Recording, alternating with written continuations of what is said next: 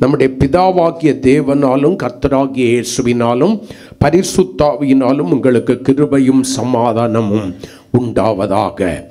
இந்த நாளிலும் நாம் கேருபீன்கள் என்கிற தலைப்பில் தேவனுடைய வார்த்தையை தியானிக்க போகிறோம். நமக்கு நன்றாய் தெரியும், இந்த கேருபீன்கள் என்பதை முதலாவதாக ஆதாம் பாவம் செய்து தேவ மகிமையற்றவனாய் மாறி ஏதேன் தோட்டத்திலிருந்து ஆதாமும் ஏவாளும் துரத்தப்பட்டதான வேளையில் தோட்டத்தை பாதுகாவல் செய்வதற்கு கேருபீன்களையும் வீசி கொண்டிருக்கிற சுடரொளி பட்டயத்தையும் கர்த்தர் வைத்தார் என்று சொல்லி ஆதியாகமத்தின் புஸ்தகத்திலே வாசிக்கிறோம். அல்லேலூயா. நம்ம மிகவும் கவனமாய் கவனிக்க வேண்டியது எங்கே?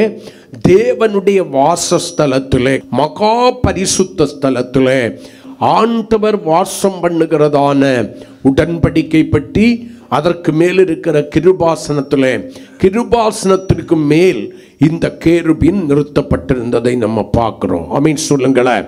யாத்திராகமத்தின் புஸ்தகம் 25ஆம் அதிகாரம் அதனுடைய 18 முதல் 20 வரையிலான வசனங்களை வாசிக்கலாம். பொன்னினால் 2 கேருபீன்களை செய்வாயாக, பொன்னை தகடாய் அடித்து அவைகளை செய்து கிருபாசனத்தின் 2 ஓரங்களிலும் வைப்பாயாக. ஒரு புறத்து ஓரத்தில் ஒரு கேருபீனையும் மறுபுறத்து ஓரத்தில் மற்ற கேருபீனையும் பண்ணிவை. அந்த கேருபீன்கள் கிருபாசனத்தின் 2 ஓரங்களிலும் அதனோட ஏக வேலையாயிருக்கும்படி அவைகளை பண்ண கடவாய். அந்த கேருபீன்கள் தங்கள் செட்டைகளை உயரே விரித்து தங்கள் செட்டைகளால் கிருபாசனத்தை மூடுகிறவைகளும் ஒன்றுக்கொன்று எதிர்முகம் உள்ளவைகளுமாய் இருக்க கடவது. கேருபீன்களின் முகங்கள் கிருபாசனத்தை நோக்குகிறவைகளாய் இருப்பதாக.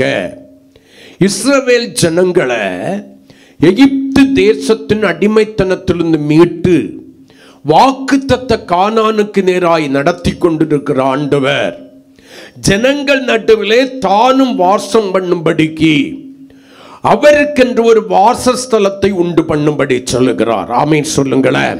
25ஆம் அதிகாரம் 8வது வசனத்திலே நீங்கள் வாசிக்கிறதான வேளையில், அவர்கள் நடுவிலே நான் வாசம் பண்ண எனக்கு ஒரு பரிசுத்த ஸ்தலத்தை உண்டாக்குவார்களாக. நோக்கம் இதுதான். தன்னால் சிருஷ்டிக்கப்பட்ட தன்னுடைய ஜனத்தின் நடுவில் இப்பொழுது தனக்கென்று வேறு பிரிக்கப்பட்டதான ஆபிரகாமின் சன்னதியின் நடுவில் ஆண்டவர் வாசம் பண்ண விரும்புகிறார். அவர் வாசம் பண்ணுவதற்கு அவர் பரிசுத்தராய் இருக்கிறபடியினாலே வாசம் பண்ணுவதற்கு ஒரு பரிசுத்த ஸ்தலத்தை உண்டாக்கும்படியாக மோசேக்கு கட்டளை கொடுக்கிறார். அந்த பரிசுத்த ஸ்தலத்திலே 3 பகுதிகள் இருக்க வேண்டும் என்று கடந்த நாளில் நான் சொன்னேன். பிரகாரம், பரிசுத்த ஸ்தலம், மகா பரிசுத்த ஸ்தலம். பிரகாரத்திலே என்னென்ன இருக்க வேண்டும் என்கிற பிரமாணங்கள் கொடுக்கப்பட்டது.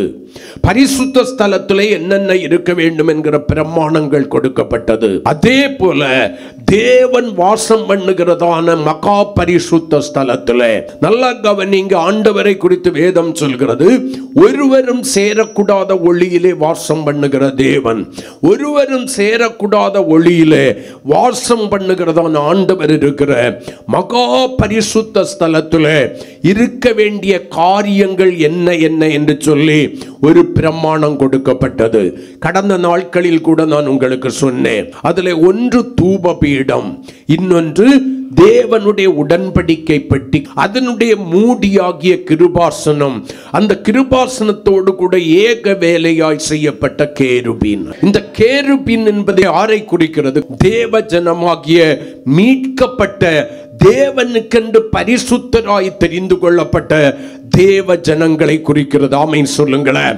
நான் இப்படியாய் சொல்லுகிறேன், உடன்படிக்கை பெட்டி என்பது ஆண்டவராகிய இயேசு கிறிஸ்துவை அடையாளம் காட்டுமே. ஆனால் கிருபாசனம் என்பது அவர் தம்முடைய ஜனத்தின் மேல் வைத்த கிருபையை வெளிப்படுத்துகிறது. அல்லேலூயா, ஆமென் சொல்லுங்களே. அப்படியானால் கேருபீன்கள் என்பது என்ன? அந்த கிறிஸ்துவினுடைய கிருபையின் மேல் நிறுத்தப்பட்டிருக்கிற அல்லது நிலைநிறுத்தப்பட்டிருக்கிற ஏக ஜனமாய் மாற்றப்பட்டிருக்கிற நம்மை குறிக்கிறது என்று சொல்லுவேன். ஆமென் சொல்லுங்களேன்.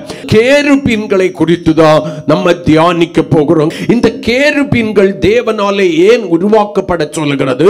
யாத்ராகமத்தின் புஸ்தகம் 25ஆம் அதிகாரம் 22வது வசனத்தை வாசிக்கிறதான வேளையிலே, அங்கே நான் உன்னை சந்திப்பேன், கிருபாசனத்தின் மீதிலும் சாட்சி பெட்டியின் மேல் நிற்கும் 2 கேருபீன்கள் நடுவிலும் இருந்து நான் இஸ்ரவேல் புத்திரருக்காக உனக்கு கற்பிக்க போகிறவைகளை எல்லாம் உன்னோடே சொல்லுவேன் என்று சொல்கிறார்.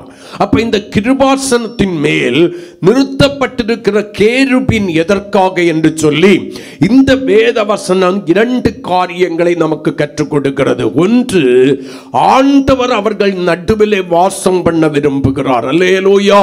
வேதம் சொல்கிறது கேருபீன்களின் நடுவில் வாசமாயிருக்கிற தேவன். ஒரு வசனத்தை கூட வாசிப்போம். 1 நாளாகமம் 13ஆம் அதிகாரம் 6வது வசனம், கேருபீன்கள் நடுவே வாசம் பண்ணுகிற கர்த்தராகிய தேவனுடைய நாமம் தொழுது கொள்ளப்படுகிற அவருடைய பெட்டியை யூதாவில் இருக்கிற கீரியாத் யாரீமுக்கு அடுத்த பாலாவிலிருந்து கொண்டு வரும்படிக்கு அவனும் இஸ்ரவேலர் அனைவரும் அவ்விடத்திற்கு போனார்கள். இந்த வசனத்தின் ஆரம்பத்தை பாருங்கள். கேருபீன்களின் நடுவில் வாசம் பண்ணுகிற கர்த்தராகிய தேவன். ஆமென் சொல்லுங்களேன். அவர் எதற்காக முதலாவது கேருபீனை உருவாக்க சொல்கிறார் என்றால், நான் அவைகளின் நடுவில் வாசம் பண்ண வேண்டும். ஆமென். மகா பரிசுத்த ஸ்தலத்தில் என்னுடைய உடன்படிக்கை பெட்டியின் மேலும் என்னுடைய கிருபாசனத்தின் மேலும் நிலைநிறுத்தப்பட்டிருக்கிற இந்த கேருபீன்களின் நடுவில் நான் என்ன பண்ணணும்? வாசம் பண்ண வேண்டும். இரண்டாவதாக எதற்காக வாசம் பண்ணுகிறார்? இஸ்ரவேல் புத்திரருக்காக உனக்கு கற்பிக்க போகிறவைகளை எல்லாம் உன்னோடே சொல்லுவேன். இரண்டாவதாக தேவ சப்தத்தை வெளிப்படுத்துகிற கேருபீன்கள். ஒன்று, ஆண்டவர் தன் நடுவிலே வாசம் பண்ணுவதற்கு பரிசுத்தராயிருக்கிற தேவன் பரிசுத்தம் உள்ள இடத்திலே வாசம் பண்ணுவாரே, அந்த தேவன் தங்கள் நடுவிலே வாசம் பண்ணுவதற்கு இடம் கொடுக்கிற கேருபீன்கள். இரண்டாவதாக தேவனுடைய நோக்கம் என்ன? இஸ்ரவேல் புத்திரருக்கு கற்பிக்க வேண்டியதான அந்த கற்பனைகளை தங்களுக்குள் இருந்து வெளிப்படுத்துவார். தேவ சப்தத்தை வெளிப்படுத்துகிற கேருபீன்கள். எண்ணாகமத்தின் புஸ்தகம் 7ஆம் அதிகாரம் அதனுடைய கடைசி வசனமாகிய 89வது வசனத்தை நீங்கள் வாசிக்கிறதான வேளையில, மோசே தேவனோடே பேசும்படி ஆசரிப்பு கூடாரத்திற்குள் பிரவேசிக்கும் போது தன்னோட பேசுகிறவரின் சத்தத்தை அல்லது தன்னோடு பேசுகிற தேவனுடைய சத்தத்தை சாட்சி பெட்டியின் மேலுள்ள கிருபாசனமான 2 கேருபீன்களின் நடுவிலிருந்து உண்டாக கேட்பான். அல்லேலூயா. தேவ சப்தம் என்பது மகா பரிசுத்த ஸ்தலத்திலிருந்து மோசேக்கு எப்படி வெளிப்படுகிறது? மகா பரிசுத்த ஸ்தலத்தில் உள்ள தேவனுடைய பெட்டியின் மேல் இருக்கிற கிருபாசனத்தின் மேல் நிற்கிற அந்த கேருபீன்களிலிருந்து வெளிப்படுகிறது. மகா பரிசுத்த ஸ்தலத்திலே உடன்படிக்கை பெட்டியின் மேலும் கிருபாசனத்தின் மேலும் நிற்பதற்கு இந்த கேருபீன்களில் இடத்தில் இருக்கிற மேன்மை என்ன? ஒரு மனுஷன் கிறிஸ்துவிலும் கிறிஸ்துவின் கிருபையிலும் நிலைத்திருக்க வேண்டுமே ஆனால் அவனிடத்தில் இருக்க வேண்டிய குறைந்தபட்ச தகுதிகள் என்ன என்று சொல்லி வேதம் சொல்லுகிறது. அதை குறித்து நம்ம தியானிக்க போகிறோம். முதலாவது அந்த 25ஆம் அதிகாரம் 18வது வசனத்தை வாசிக்கிறதான வேளையில், பொன்னினால் 2 கேருபீன்களை செய்வாயாக. முதலாவது அந்த தகுதி என்ன? நல்லா கவனிங்க. கிருபாசனத்தின் மேல் இந்த கேருபீன் நிற்க தகுதி பெற வேண்டுமே ஆனால் தேவன் வாசம் பண்ணுவதற்கும் தேவ சத்தத்தை வெளிப்படுத்துவதற்கு உரிய தகுதி உடையதாக இந்த கேருபீன் மாற வேண்டுமே ஆனால் மகா பரிசுத்த ஸ்தலத்திலே வாசம் பண்ணுகிற ஆண்டவரோடு கூட இணைந்திருக்கிற கேருபீனாய் இந்த கேருபீன்கள் மாற வேண்டுமே ஆனால் இவைகள் பொன்னினால் செய்யப்பட வேண்டும் என்கிற ஒரு பிரமாணம் கொடுக்கப்படுகிறது. அல்லேலூயா. பொன்னினால் செய்யப்பட வேண்டும். கர்த்தருக்கு ஸ்தோத்திரம். ஆண்டவர் மனுஷனை எப்படி சிருஷ்டித்தார்? தன்னுடைய சாயலாகவும் தன்னுடைய ரூபத்தின்படியையும் சிருஷ்டித்தார். தேவன் எப்படி இருந்தானோ மனுஷன் அப்படியே இருந்தான். பாவம் செய்வதற்கு முன்பாக பாவம் செய்து தேவ சாயலை இழந்த போது அவன் பரிசுத்தத்தின் மகிமையை இழந்து விட்டான். மனுஷன் இப்பொழுது பாவம் என்கிற நிர்வாணத்தினால் மூடி பாவ சாயலாய் மாறிவிட்டான். இந்த சாயலை மனுக்குலத்திலிருந்து தள்ளிவிட்டு மறுபடியும் மனுஷன் இழந்த தேவ சாயலை மனுஷனுக்கு திரும்ப கொடுத்து மறுபடியும் தன்னோடு கூட மனுஷனை சேர்த்துக் கொள்வதற்காக தான் ஆண்டவராகிய இயேசு மனுஷனாக இந்த உலகத்தில் வந்தார். சிலர் சொல்றது போல அவர் கோதுமைக்கு வந்த தேவன் அல்ல, பால் பொடிக்கு வந்த வெளிநாட்டு கடவுள் அல்ல. இயேசு உலக இரட்சகர்.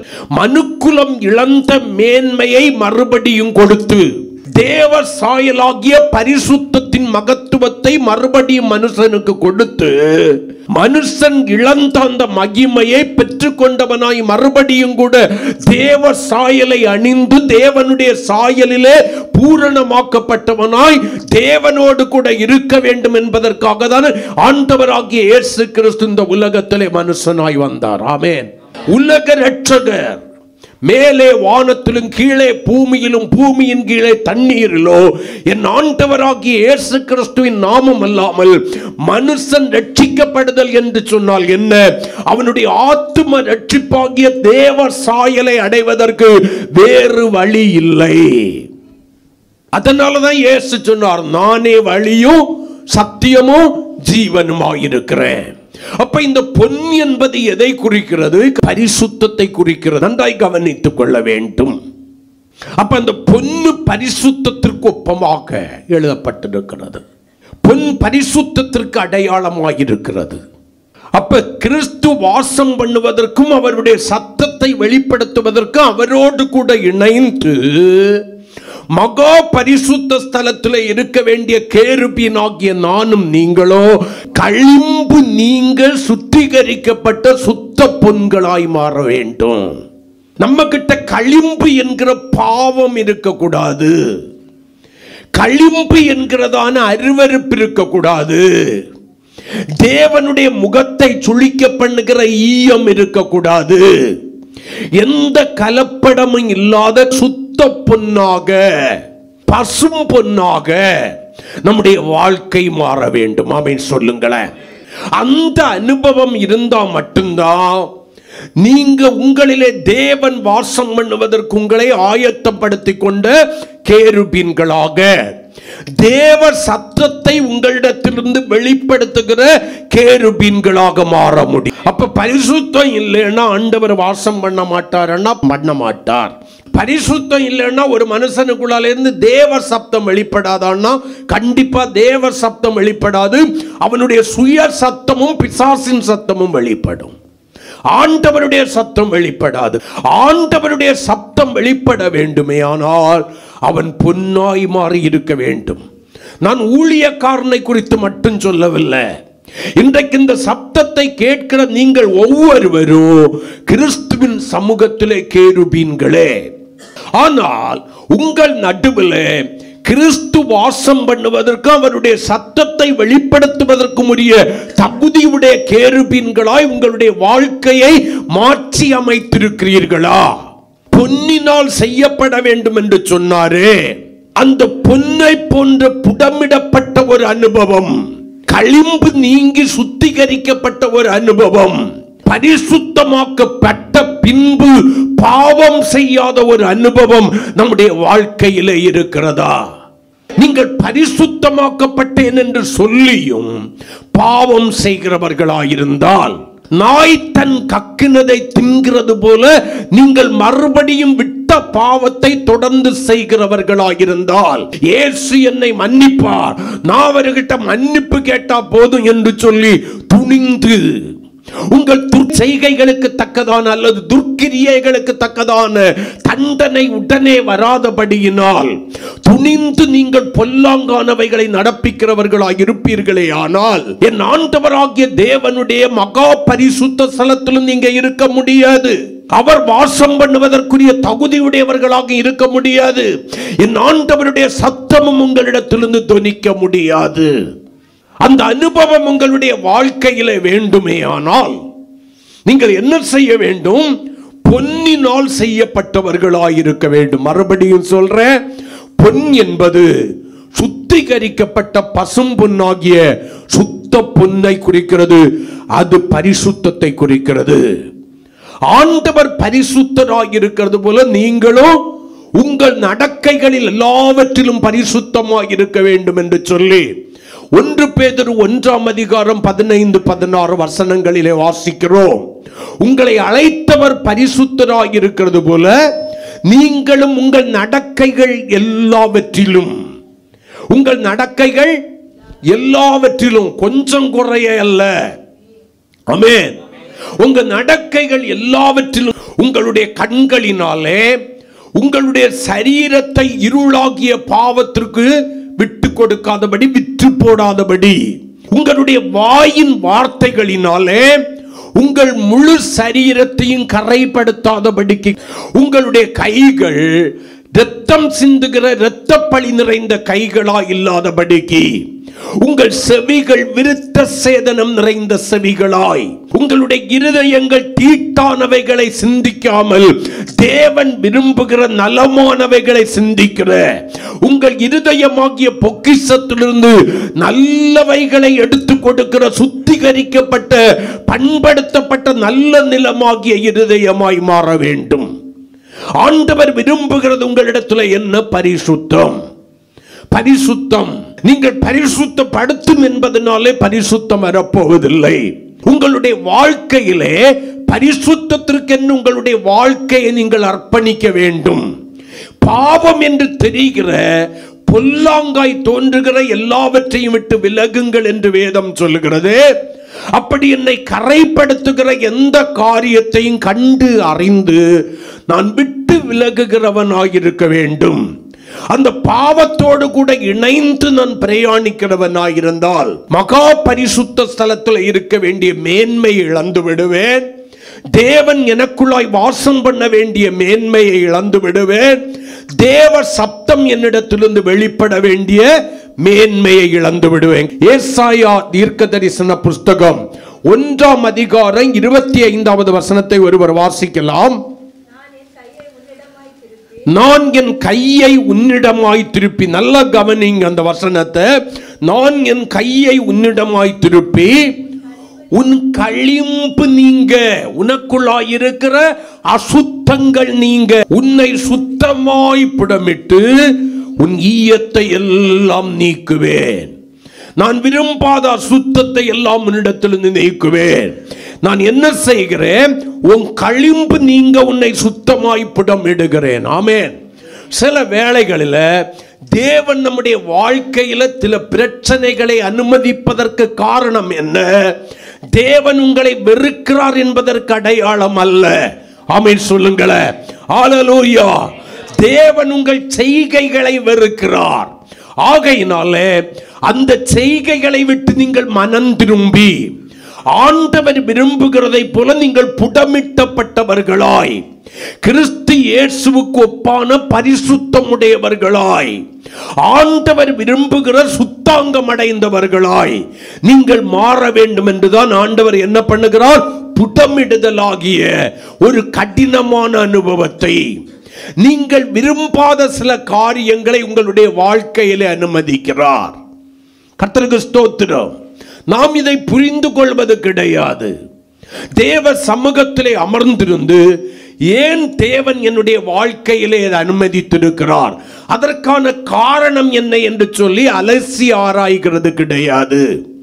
நிதானித்தறிந்த குறைகளை தேவ சமூகத்தில் நிவர்த்தி செய்கிறது கிடையாது. மாறாக நம்மில் அநேகமே, ஆண்டவரே உமக்கு கண் இருக்கா, உமக்கு மூக்கு இருக்கா, உமக்கு வாய் இருக்கா, உமக்கு கை கால் இருக்கா, என்ன ஆண்டவரே இப்படி பண்ணுகிறீர் என்று சொல்லி தேவனை பார்த்து எதிர்கேள்வி கேட்கிறவர்களாய் மாறி போகிறோம். இங்க நீங்க என்ன செய்கிறீர்கள்? உங்களை நீதிமான்களாக அடையாளம் காட்டிக் கொள்கிறீர்கள், தேவனை குற்றவாளியாக மாற்றி விடுகிறீர்கள். தேவன் புடமிட விரும்புகிறார். புடமிடணும்னா நீ நெருப்பை தாங்கிதான் ஆக வேண்டும். நெருப்பை தாங்காத எந்த உலோகமும் என்ன பண்ண முடியாது? சுத்திகரிக்கப்பட முடியாது. குறிப்பா பொன்னில இருக்கிறதான, வெள்ளியில இருக்கிறதான களிம்புகள் நீக்கப்பட வேண்டுமே, ஆனால் அதில் இருக்கிற அசுத்தங்கள் நீக்கப்பட வேண்டுமே, ஆனால் அதை சுத்திகரிப்பதற்கு எதுக்கு தான் வல்லமை உண்டு?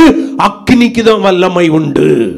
சின்ன சின்ன காரியங்களை உன்னுடைய வாழ்க்கையிலே அனுமதித்து தேவன் உன்னை சுத்திகரிக்க விரும்புகிறார். நிந்தைகளை, அவமானங்களை உன்னுடைய வாழ்க்கையிலே அனுமதித்து கர்த்தர் உன்னை சுத்திகரிக்க விரும்புகிறார்.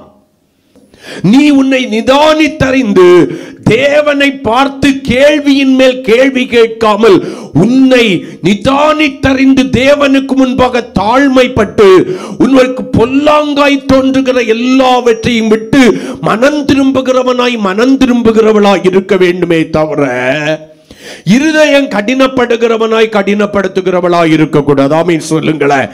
சகரியா 13:9 ஆண்டவர் என்ன சொல்கிறார் வாசிக்கலாம். தம்முடைய ஜனத்தை பார்த்தாக்க ஆண்டவர் சொல்றாரு. கர்த்தருக்கு ஸ்தோத்திரம். அந்த 3ஆம் பங்கை, 2 பங்கை நான் என்ன பண்ணிடுவேன்? சங்கரித்து போடுவேன், அழித்து போடுவேன். எனக்கென்று ஒரு பங்கை 3வது மீதியாய் வைப்பேன். ஆமென் சொல்லுங்களேன். அவர்களை நான் அப்படியே ஏற்றுக்கொள்ள போவதில்லை. ஆமென் சொல்லக்கூடாதா? அல்லேலூயா. எனக்கென்று மீதியாய் என்னாலே வைக்கப்படுகிற கிருபை பெற்ற ஜனம். அந்த மீதியாய் வைக்கப்படுறவங்க யாரு? கிருபை பெற்ற ஜனம். என்னாலே மீதியாய் வைக்கப்படுகிற அந்த கிருபை பெற்ற ஜனங்களை, அவங்களுக்கு பேர் தான் 3ஆம் பங்கு. நான் அக்கினிக்கு உட்பட பண்ணி வெள்ளியை உருக்குகிறது போல அவர்களை உருக்கி பொன்னை புடமிடுகிறது போல அவர்களை புடமிடுவேன். அவர்கள் என் நாமத்தை தொழுது கொள்வார்கள். ஆமென். புடமிடப்பட்டவர்கள், பரிசுத்தத்தின் பூரணத்திற்கு தங்களுடைய வாழ்க்கையை ஒப்பு கொடுத்தவர்கள். ஆமென். அக்கினியை கடந்து வருவதற்கு தங்களுடைய வாழ்க்கையை அர்ப்பணித்தவர்கள், தேவன் அனுமதிக்கிற பாடுகளை சகித்து கர்த்தருக்கு ஸ்தோத்திரம், தங்களுடைய வாழ்க்கை எப்படியாகிலும் சுத்தாங்கம் அடைய வேண்டும் என்று சொல்லி என்னுடைய சாயல் இயேசுவின் சாயலுக்கு ஒப்பான சாயலாய் மாற வேண்டும் என்று சொல்லி அர்ப்பணித்து அவர் வனைந்து தீரும் வரையிலும் அவருடைய கரத்திலே அடங்கி இருக்கிறதானவர்கள் தொழுது கொள்வார்கள். நான் அவர்கள் விண்ணப்பத்தை கேட்பேன், இது என் ஜனம் என்று நான் சொல்லுவேன், கர்த்தர் என் தேவன் என்று அவர்கள் சொல்லுவார்கள். யாரு? யாரு? அக்கினியினாலே புடமிடப்பட்டவர்கள், அசுசி நீங்க சுத்திகரிக்கப்பட்டவர்கள். அப்ப சுத்திகரிக்கப்பட்டவர்கள், அசுசி நீங்கினவங்க மட்டும்தான் எங்க இருக்க முடியும்? மகா உன்னதரும் பரிசுத்தருமாக இருக்கிற பரிசுத்தருக்கு மேல நிற்க முடியும் கரங்களை கொட்டி. 1 பேதுரு 1ஆம் அதிகாரம் 7வது வசனத்துல வேதம் சொல்கிறது, அழிந்து போகிற பொன் அக்கினியினால சோதிக்கப்படும். திரும்ப திரும்ப எதுக்கு அக்கினி? இனி ஏதாகலும் களிம்பு இருக்கிறதோ, என்னையும் அவனையும் பிரிக்கிற, அவளையும் பிரிக்கிற களிம்பு அவனுக்குள்ளாய் ஏதாகலும் ஒன்று அவளுக்குள்ளாய் இருக்கிறதோ, நான் விரும்பாத அசுத்தம், அருவருப்பு அவனுக்குள்ளாய் அவளுக்குள்ளாய் இருக்கிறதோ என்று சொல்லிதான் மறுபடியும் அக்கினிக்கு உட்படுத்துகிறார் கரங்களை கொட்டி. ஆமென். அல்லேலூயா. நீங்க அக்கினிக்கு நிற்காதவர்களாய் இருந்தால் நான் சொல்ற, கர்த்தருடைய சமூகத்திலே நிற்கவும், அவர் வாசம் பண்ணுவதற்கு இடம் கொடுக்கவும், அவருடைய சத்தத்தை வெளிப்படுத்தவும் தகுதி இல்லாத கேருபீன்களாய் இருக்கிறீர்கள். ஆமென். அல்லேலூயா. அல்லேலூயா. நம்ம பிரச்சனை என்னன்னா, நம்ம தவற கடைசி வரைக்கும் உணரவே மாட்டோம். நம்முடைய தவறு என்ன என்பதை கடைசி வரைக்கும் உணர மாட்டோம். நம்முடைய தவறுகளை உணர்ந்து மனம் திரும்புவதற்கு பதிலாய் மற்றவர்களை அடையாளம் காண்பித்து தப்பித்து விடுவோம். முடியலன்னா, யாரும் நமக்கு பகடக்காயா மாறலன்னா கர்த்தரே குறை சொல்லிடுவோம். கர்த்தர் உன்னை ஒரு நோக்கத்தோடு கூட புடமிடுகிறார். அவர் புடம் இட்டு முடியும் வரையிலும் அவருடைய கரத்துல நீ அடங்கிதான் ஆகணும். நீயாக அவைகளிலிருந்து விடுதலையாக நினைச்சிடக்கூடாது. அக்னி 7 மடங்கு அதிகமாய் சூடாக்கப்பட்டிருந்தாலும் சாத்ராக்கே, மேசாக்கே, ஆபேத்நேகோவே, உன்னை புடமிட விரும்புகிற ஆண்டவருடைய விருப்பத்திற்கு நீ உன்னுடைய வாழ்க்கையை விட்டு கொடுத்துதான் ஆக வேண்டும். ஐயோ, அக்னி இவ்வளவு 7 மடங்கு சூடாக்கப்படும் தெரிஞ்சிருந்தா எங்க வாழ்க்கையில நாங்க சவால் விட்டு இருக்க மாட்டோம்னு சொல்லக்கூடாது. 7 மடங்கு இல்ல, நீ 70 மடங்கு அதிகமாய் சூடாக்கு. ஆமென் சொல்லுங்களேன்.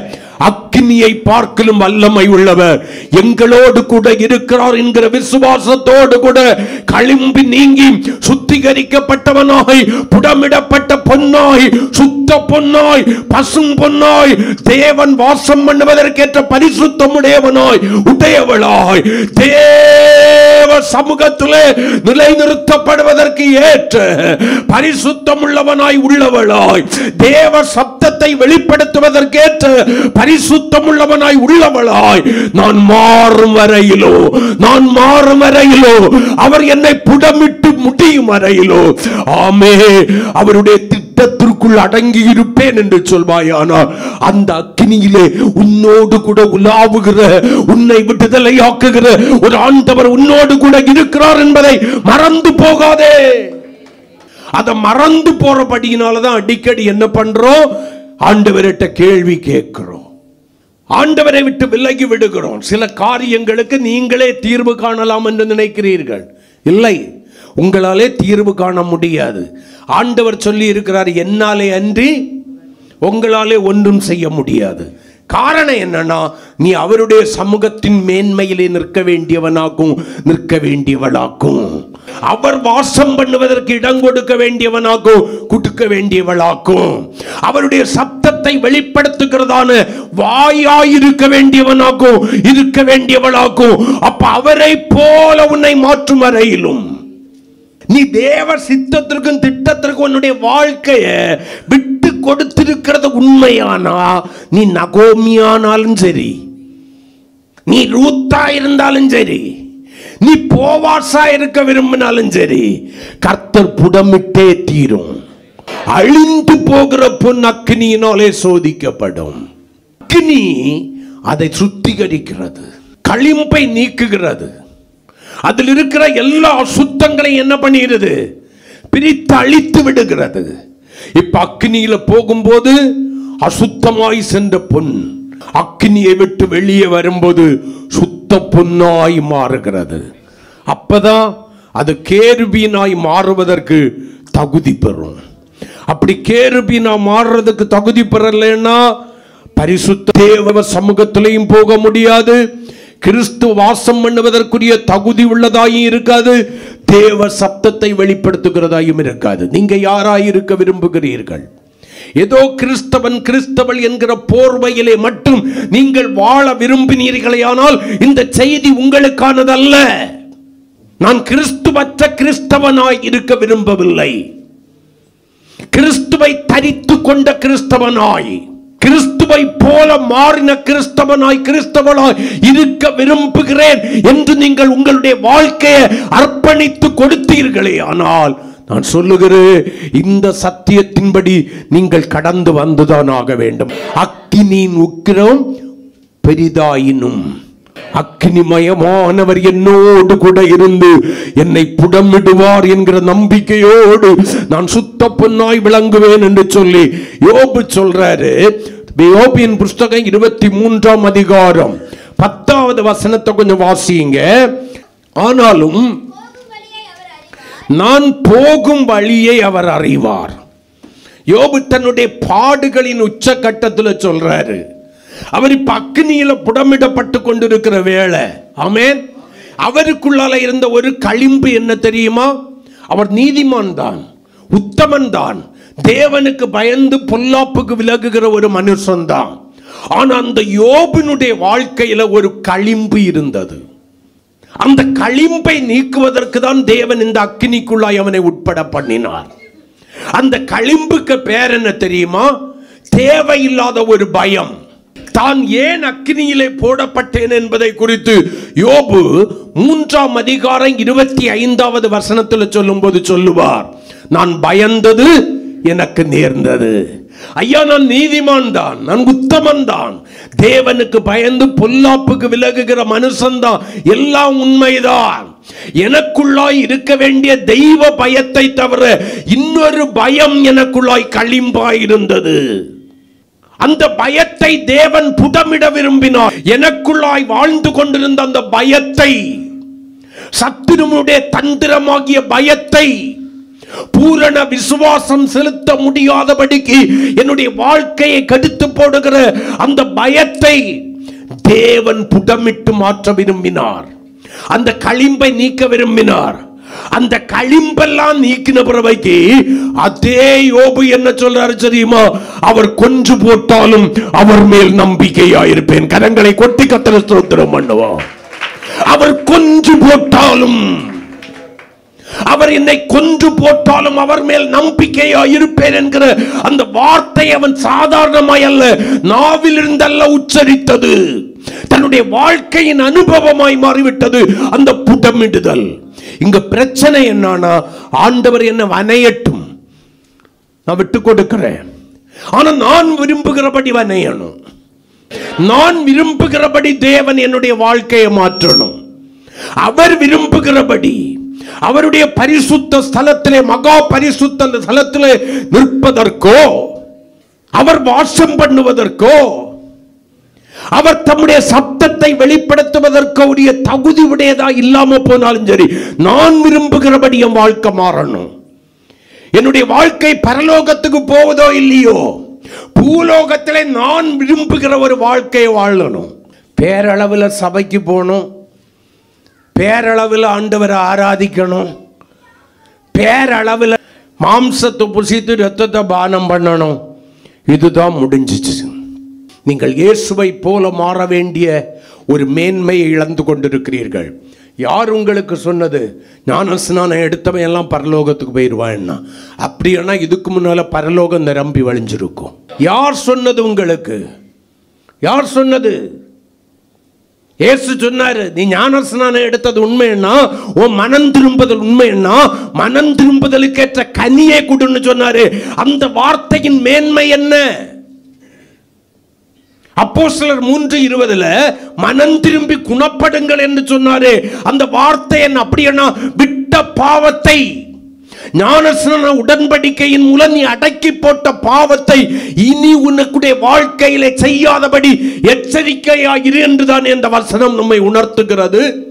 இன்னைக்கு போதனைகள் என்ன? இன்னைக்கு போதனைகள் என்ன?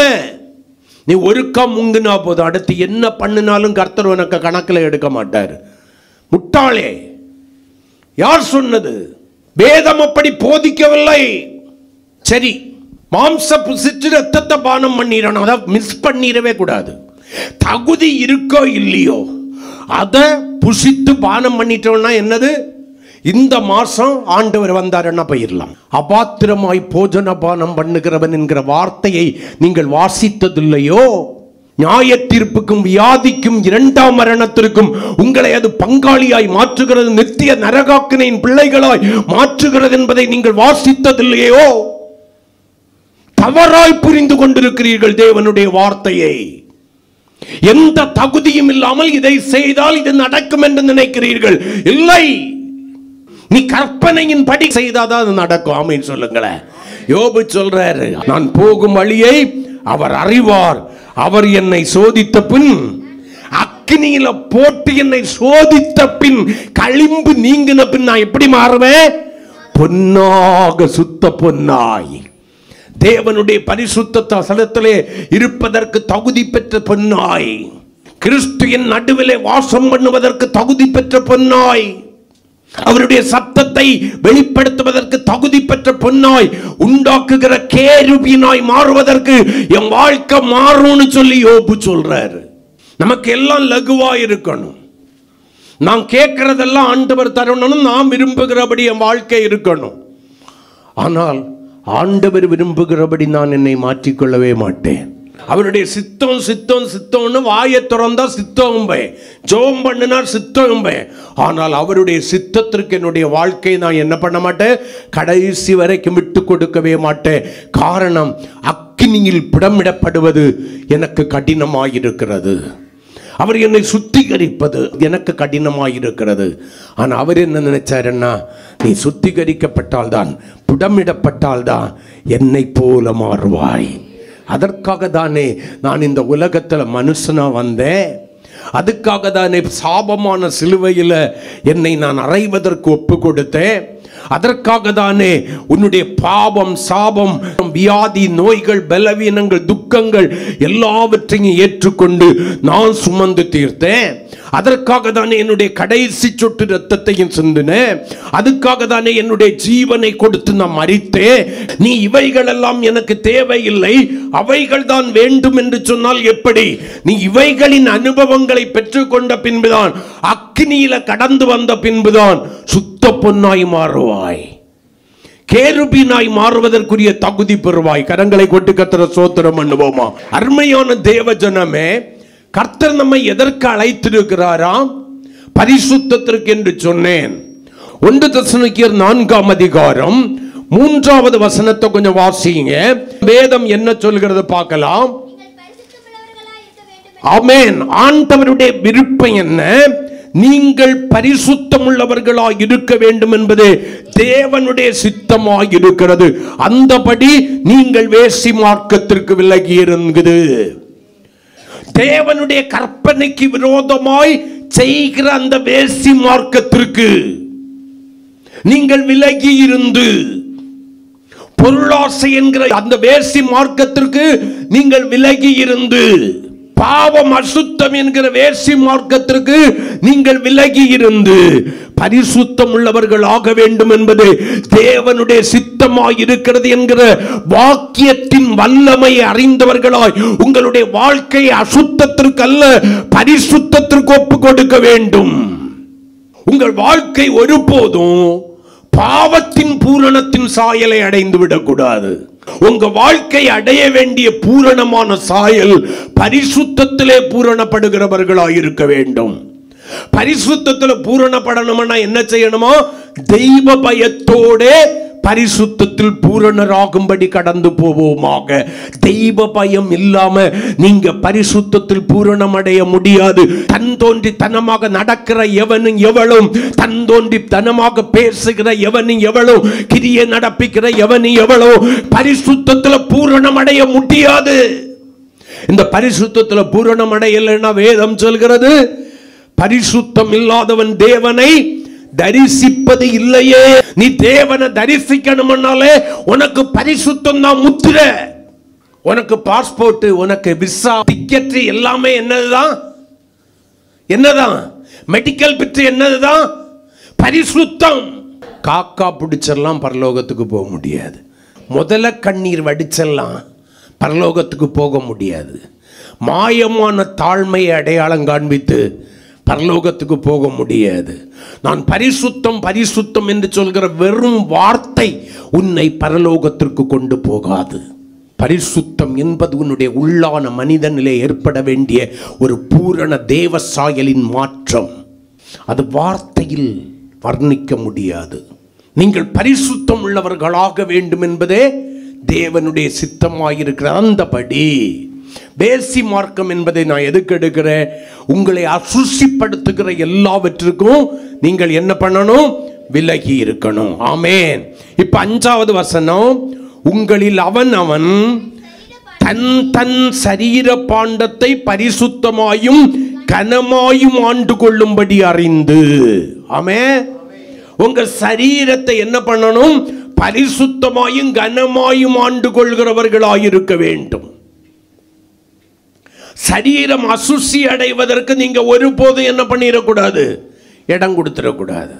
சரீரம் சிலர் சொல்லுவாங்க உள்ளால இருக்கிறது தான் வெளியே வரும்னு. நான் சொல்றேன் வெளியே இருக்கிறது உள்ளால பிரதிபலிக்கும். வெளியே அசுத்தம் இருந்துச்சுன்னா அது உள்ளாலையும் இருக்கும். அசுத்தம் உள்ளிலிருந்து ஆரம்பிக்கிறது கிடையாது, வெளியில இருந்து தான் அந்த உள்ளால என்ன பண்ணுது ஆரம்பிக்கிறது. உங்களுடைய பார்வை, நீங்கள் கேட்கும் திறன், நீங்கள் பேசும் வார்த்தைகள், நீங்கள் செய்கிற கிரியைகள் தான் உங்களுடைய இருதயத்திற்குள்ளாய் சென்று உங்களை தீட்டுப்படுத்துகிறதா இருக்கிறது. இப்ப 7வது வசனத்தை வாசிங்க. இந்த உணர்வு நமக்குள்ளால வேணும். தேவன் நம்மை அசித்தத்திற்கு அல்ல பரிசுத்தத்திற்கு அழைத்திருக்கிறார். ஆமே. எதுக்கு அழைச்சிருக்கிறாரு? பரிசுத்தத்துக்கு. ஆனா நம்ம யாரா இருக்கோம்? அல்லேலூயா, அல்லேலூயா. நான் யார்? மற்றவங்களை பார்த்து நீங்க ஹூ ஆர் யூ, நீ யாருன்னு கேட்கிறத விடையும் நீங்கள் உங்களை சோதித்தறிய வேண்டியவர்கள். நான் யார் என்கிற தெளிவு உங்களுக்கு வேண்டும். நீங்கள் உங்களுடைய வாழ்க்கையை பரிசுத்தமாய் காத்துக்கொள்ள வேண்டும் என்கிற தீர்மானத்திலே உறுதியாயிருக்கும் போது யாரும் உங்களை அசுசிக்குள்ளாய் கொண்டு பண்ண முடியாது. தானியேலுக்குள்ளால என்னை தீட்டுப்படுத்தக்கூடாது என்கிற தீர்மானம் இருந்தது. அவனை ராஜாவின் போஜனங்களோ பானங்களோ அவனை தீட்டுப்படுத்தவில்லை. யோசேப்புக்குள்ளால என் பரிசுத்தத்தை இழந்து விடக்கூடாது என்கிறதான தேவ வைராக்கியம் பற்றி எரிந்தது. போத்திபாரின் மனைவி அவனை என்ன பண்ண முடியல, கரைப்படுத்த முடியல. நான் மறுபடியும் சொல்றேன், உங்க பரிசுத்தத்தை இழப்பதற்கு மற்றவர்கள் அல்ல காரணம், நீங்கள் இடம் கொடுக்கிறீர்கள். ஆனா நம்ம இடம் கொடுத்துக்கிட்டு என்ன சொல்றோம்? நம்ம ஸ்டேட்மெண்ட் எல்லாத்துக்கும் அவன் தான் காரணம், அவன் தான் காரணம். எங்க வீட்டுக்காரன், நான் எப்படியாவது நல்லா இருக்கணும்னு நினைக்கிறேன், என் வீட்டுக்காரன் சரியில்லை. நான் நல்லா இருக்கணும்னு நினைக்கிறேன், என் வீட்டுக்காரை சரியில்லை, என் பெற்றோர் சரியில்லை. உங்களை அசுத்தத்திற்கு அல்ல தேவன் அழைத்திருக்கிறது பரிசுத்தத்திற்கு என்கிற தெளிவு உங்களுக்குள்ளால இருக்கட்டும். ரோமர் 6:19 முதல்ல வாசிங்க. 6ஆம் அதிகாரம் 19வது வசனம். உங்கள் மாம்ச பலவீனத்து நிமித்தம் மனுஷர் பேசுகிற பிரகாரமாய் பேசுகிறேன்.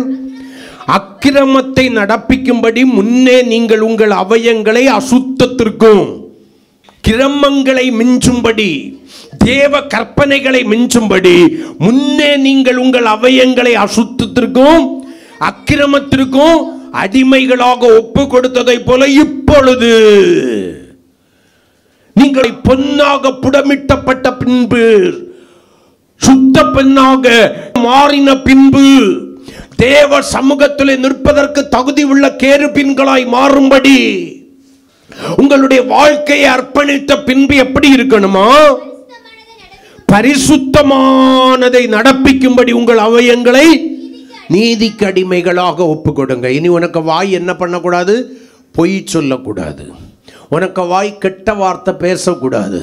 உனக்கு வாய் என்ன பண்ணக்கூடாது? பெருமையானவைகளை பேசக்கூடாது. உனக்கு வாய் புரட்டு வாயா இருக்கக்கூடாது. உன் வாய் தார்மாறானவைகளை பேசுகிற வாயா இருக்கக்கூடாது. உனக்கு கை சுத்தமானவைகளை மட்டும் செய்கிற கதியாய் இருக்க வேண்டும். ஆமென்.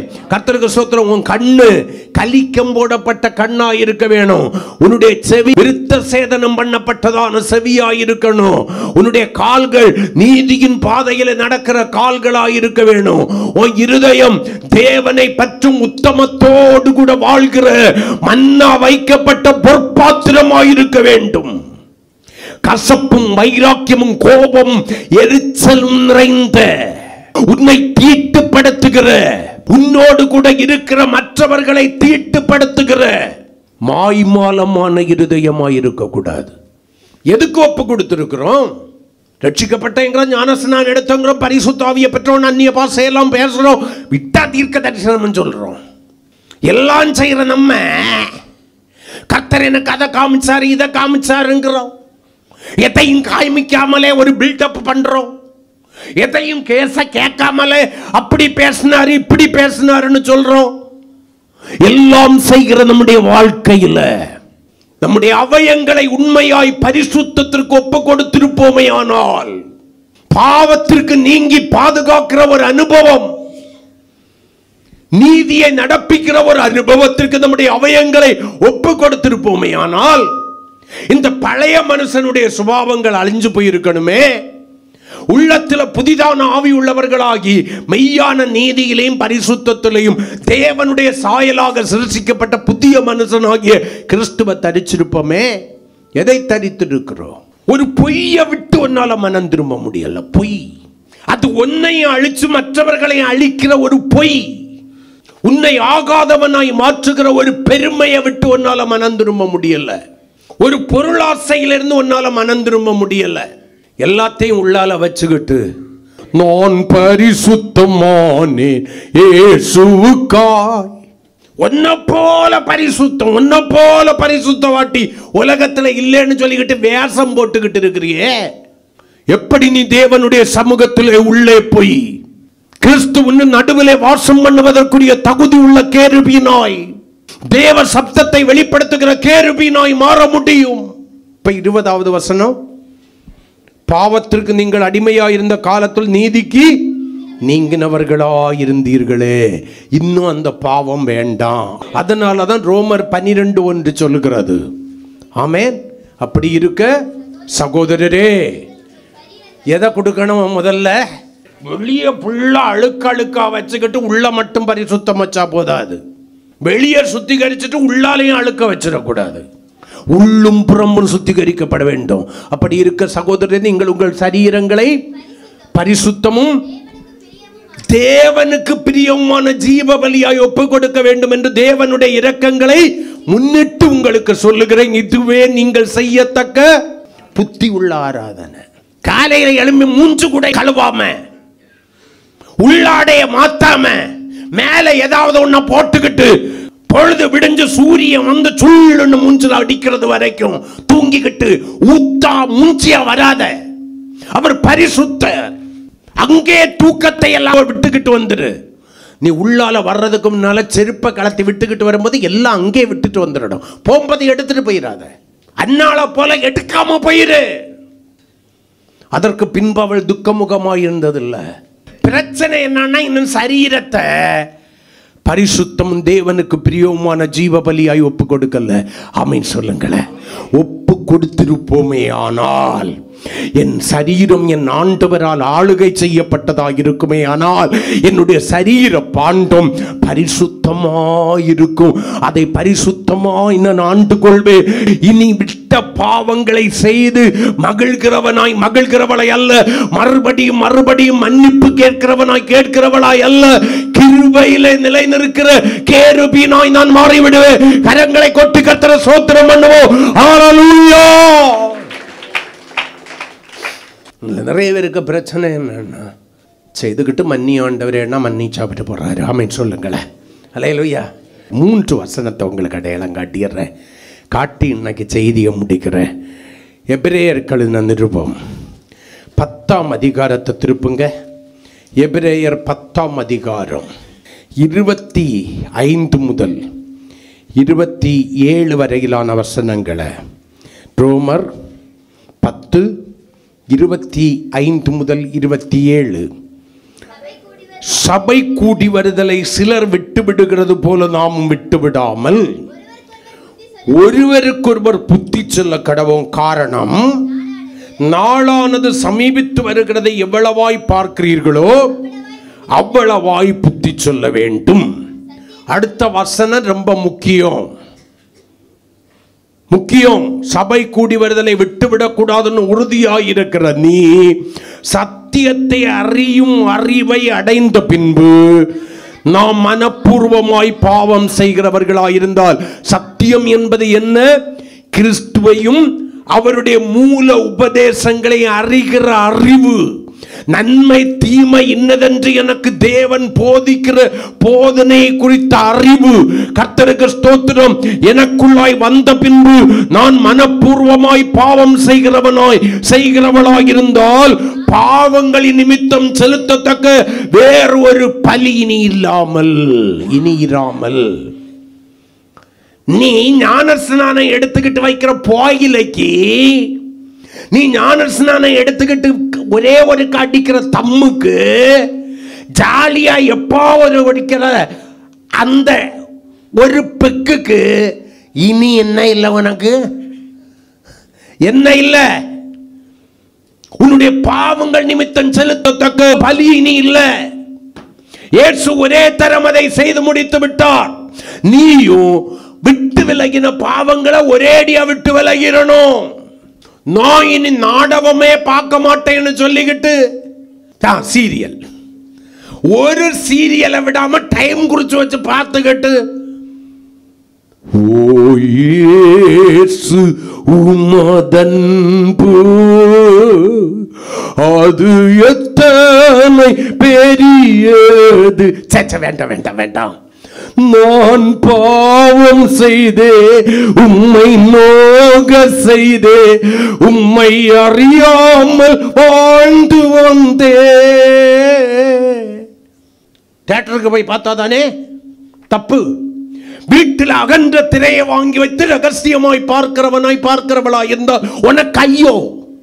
சினிமா, கேளிகை சம்பந்தப்பட்ட காரியங்கள், நல்ல சிஸ்டத்தை வாங்கி வச்சு நல்ல சினிமா பாட்டை கேட்கறதுக்கு நல்லா தான் இருக்குன்னு ரசிச்சேன்னா உனக்கு ஐயோ.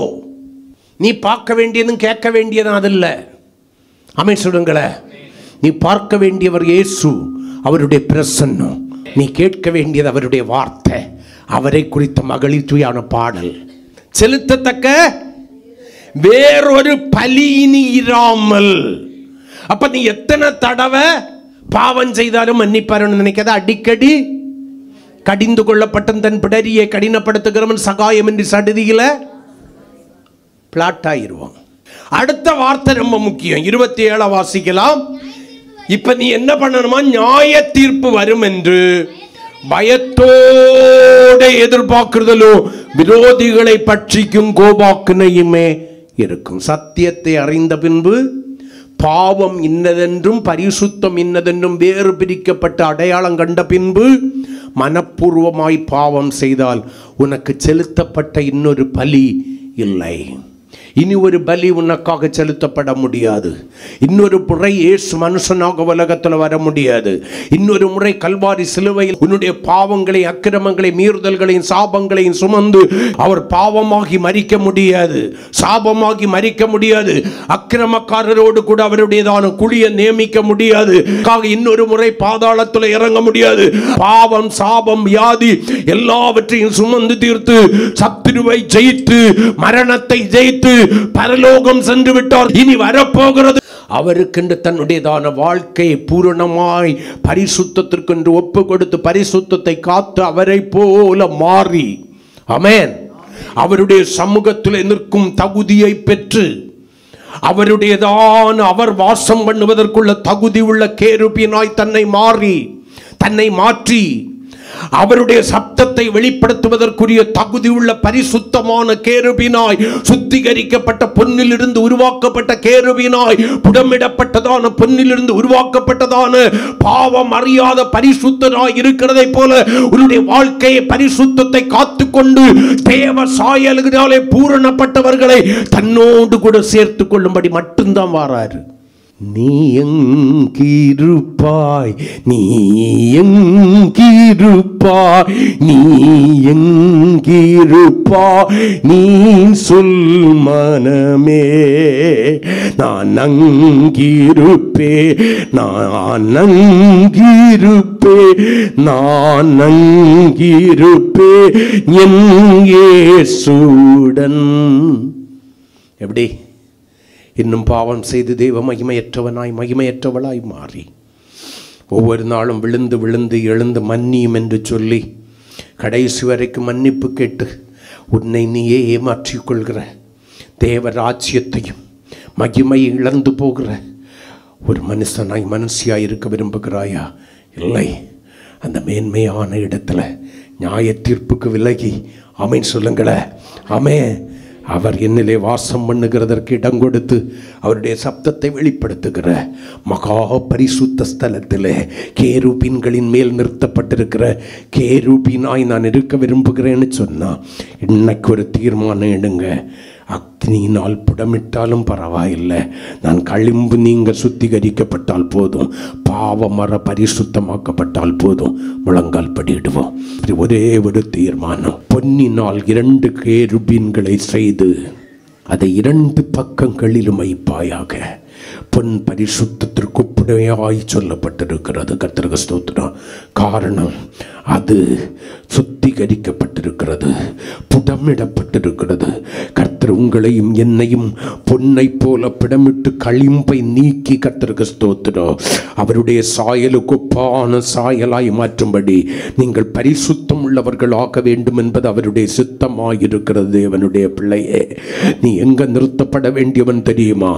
எங்க இருக்க வேண்டியவன் தெரியுமா? மகா பரிசுத்த ஸ்தலத்தில் எங்கே நிறுத்தப்பட வேண்டியவன் தெரியுமா? கேருபீன்களின் மேல, கிருபாசனத்துக்கு மேல. உன் வேலை என்ன தெரியுமா? தேவ சமூகத்திலே இரவும் பகலும் நின்று அவரை சேவித்து அவர் வாசம் பண்ணுவதற்கு வாழ்க்கையை அர்ப்பணித்து அவருடைய சப்தத்தை வெளிப்படுத்தி அவரை மகிமைப்படுத்துறதாக்கும். இந்த காலை வேளையில் உங்களுடைய வாழ்க்கையை நிதானித்து அறியுங்க, ஒப்பு கொடுங்க. இயேசு சீக்கிரம் வருகிறார், உங்களை ஆசீர்வதிப்பார்.